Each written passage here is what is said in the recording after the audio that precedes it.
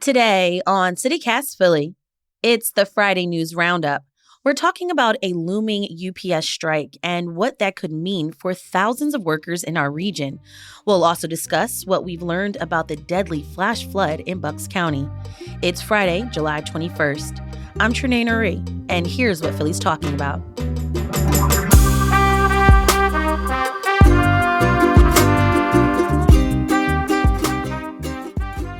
Joining me this week is Lizzy McLellan Ravitch, workplace reporter for the Philadelphia Inquirer. Hey, Lizzy. Hi, Trenae. And Sophia Schmidt covers the environment for WHYY's PlanPhilly. Hey, Sophia. Hey, good morning. So for this week's icebreaker, I like to have fun with these icebreakers. Today is National Junk Food Day. And earlier this week, CityCast Philly producer Abby Fritz and I tried some iconic Philly junk food or treats. We tried peanut chews, soft pretzels, water ice, tasty cakes, and Peeps, which I can't stand. So, Sophia and Lizzy, of these types of junk food, which one is your favorite? I mean, I don't have them often, but I'd have to say tasty cakes. Like, that is just childhood in a package. Yeah. Takes me right back. Yes. What about for you, Sophia? I'm going to go with water ice, Rita's. I'm a big fan of the custard with mango. Gelatis, yeah. And you said mango. That is my favorite. I love that flavor. Oh, yeah. Okay, let's get into some top news of this week. Lizzy, I want to start with a story you've been following, and that has to do with how thousands of Philly UPS workers are preparing for a possible strike. Tell us more about this story. What are the workers asking for? Yeah, so an interesting thing about this is that it obviously has a really big Philadelphia connection. There are thousands of UPS workers in Philadelphia, and even more if you're looking at the region as a whole. But it's also a national story, and the International Brotherhood of Teamsters are negotiating a new contract with UPS. The contract runs out at the end of this month, and that is where, you've been hearing about the potential for a strike. The union members have already agreed that if they don't have a contract by the end of this month, then they might go on strike. And it's been bubbling up for a while. I was actually reading some coverage from last year in preparation for today, and there was already talk then about how this contract negotiation would be coming up in July 2023, and this was going to be a really important time for the Teamsters to make some demands. And some of the things they're looking for, in particular right now, what the hangup is wages for part-time workers. UPS has a lot of full-time workers, but they have a lot of part-time workers too.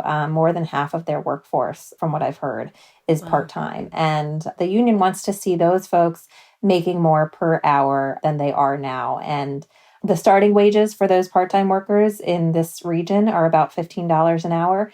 And they'd like to see it be higher than that because of the physical toll of these jobs. And especially, the union has been pointing to how hard those folks worked, particularly during the pandemic, and how staff shortages have affected them, and they'd like to see, better compensation, particularly for those part-time folks, as well as for everybody. But for those part-timers, that's where the hang-up seems to be right now. Right. And I know that, the Teamsters and UPS have been going through some negotiations. What's been UPS's response? UPS has said actually that they are ready to go back to negotiating. They put out a statement yesterday that they're going to go back to the table with the Teamsters and try to reach a deal. In these negotiations, there have been some developments that have come out throughout the process, and that have been some agreements made along the way already. That's a good thing, though, right? Right. There's clearly some progress being made. One of the big newsworthy items in that respect was that the company's going to be upgrading trucks so that they're safer in the heat, getting air conditioning in the delivery vehicles so that their workers can work more safely on those hot days. So there has been progress, and both the Teamsters and UPS have acknowledged some of those agreements they've reached throughout the process publicly. And other than that, you have both sides saying that they want to reach a deal, and the Teamsters saying that if they don't have a contract that the members feel good about by August 1st, then, there might be a work stoppage. Lizzy, if UPS workers decide to do a work stoppage, what could that mean for deliveries in our region? It's been pretty universally agreed upon that if UPS workers go on strike, deliveries are going to be delayed. Of course, there are other providers of these delivery services. FedEx has already come out, however, and said that if there is something slowing down a disruption, they didn't specifically name UPS in the statement I saw, but if there's an industry disruption, as they put it, their priority is their existing customers. More than 70% of the US employees of UPS are in the union. They're Teamsters. So deliveveries are going to be delayed significantly if all those union members go on strike. UPS has said in the past that, they move about 6% of the US gross domestic product each day. So that has ripple effects, not just for UPS, not just for people who have ordered packages, that are going to be delivered by UPS, but throughout the economy that could really be felt.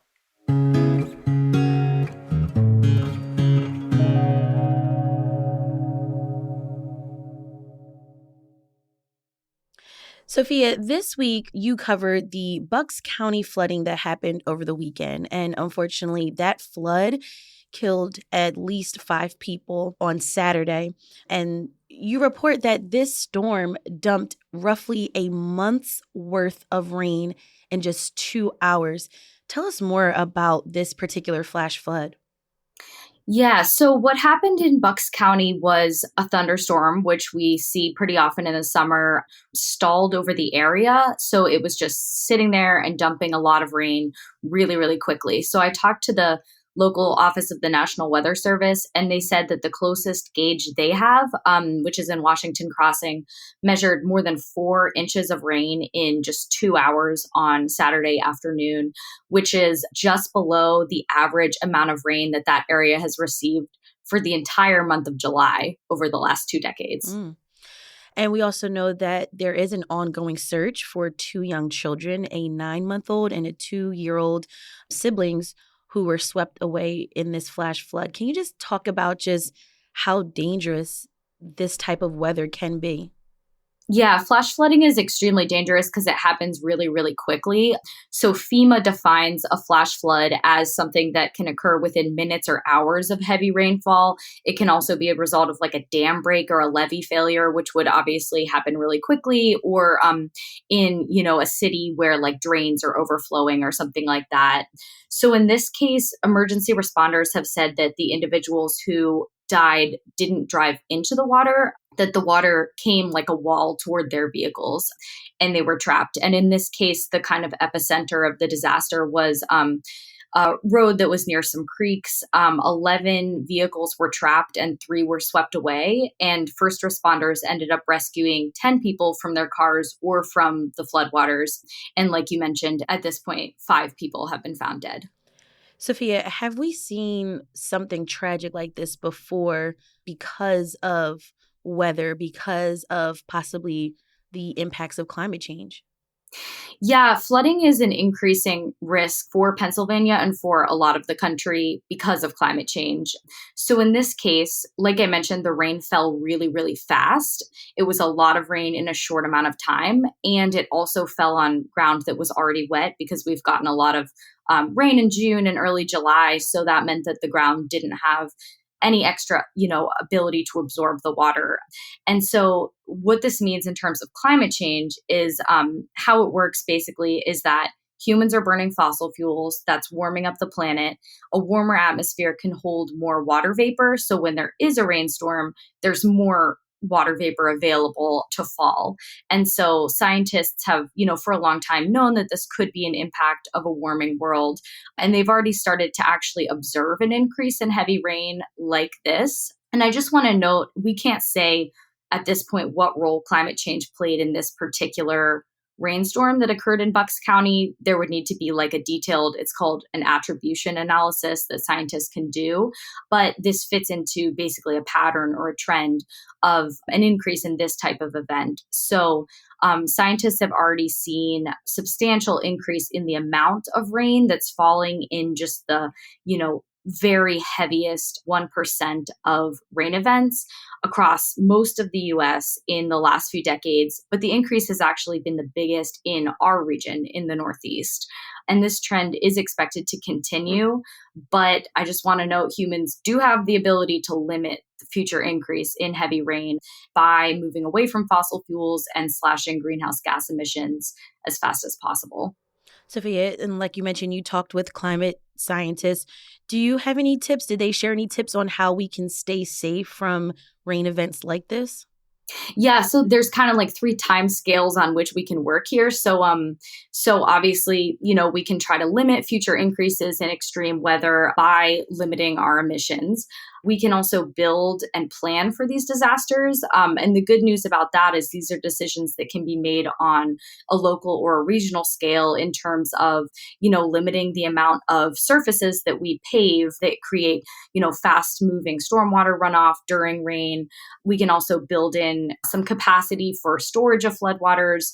And then on an individual level, there are some sort of best practices to use if you're caught in a flash flood or if you're driving through an area that's flooded. So one thing to do is just, try to be aware of your surroundings, be aware of the weather forecasts, any flash flood watches or warnings, which the National Weather Service puts out. So you can always check the National Weather Service forecast, be aware and take those warnings seriously. If you hear them, don't ignore them.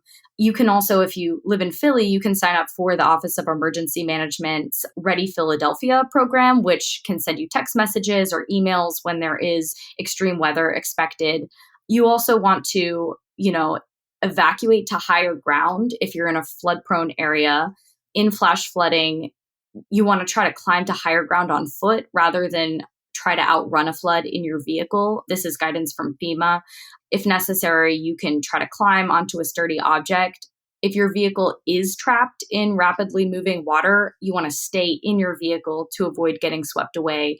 But if the water is rising inside your vehicle, you want to try to exit and seek refuge on the roof of the vehicle or get to higher ground some other way. And if your vehicle stalls because it's in floodwater, you want to leave it immediately and move to higher ground. It's easy to underestimate the ability of water to basically sweep you or your vehicle away. So Some tips on that I actually, found surprising is just 6 inches of moving water can knock a human off their feet and sweep them away. And a foot of water can sweep a vehicle, even a big SUV, off the road. So really just take moving water, take floodwaters seriously. Don't try to drive through them, even if you think it's going to be quicker. FEMA has this saying that is pretty easy to remember, which is turn around, don't drown. So that's how serious it is. All right. That was Sophia Schmidt, environmental reporter for WHYY's PlanPhilly. Thank you so much for those tips. Lizzy McLellan Ravitch, workplace reporter for the Philadelphia Inquirer. Thank you both so much for joining me this week on CityCast Philly. Thank you. Thanks for having us.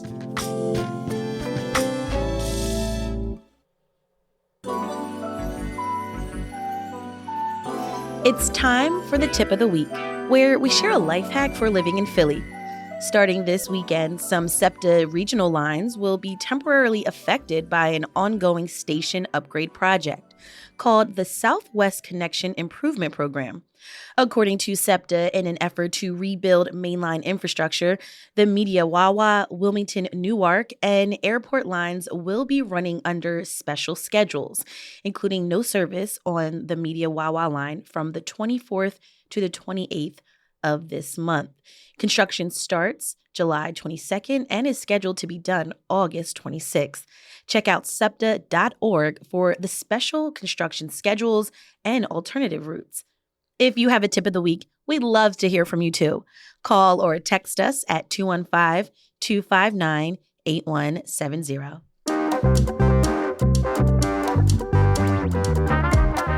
That's all for today here on CityCast Philly. Our lead producer is Laura Benchoff. Our producers are Abby Fritz and Noah Snyderman.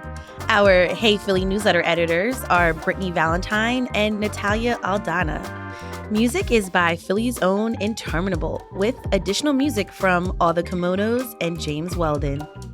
If you enjoyed the show, tell a friend, rate the show, leave us a review, and subscribe to our morning newsletter, Hey Philly. We'll be back Monday morning with more news from around the city. Have a great weekend and be safe. Bye.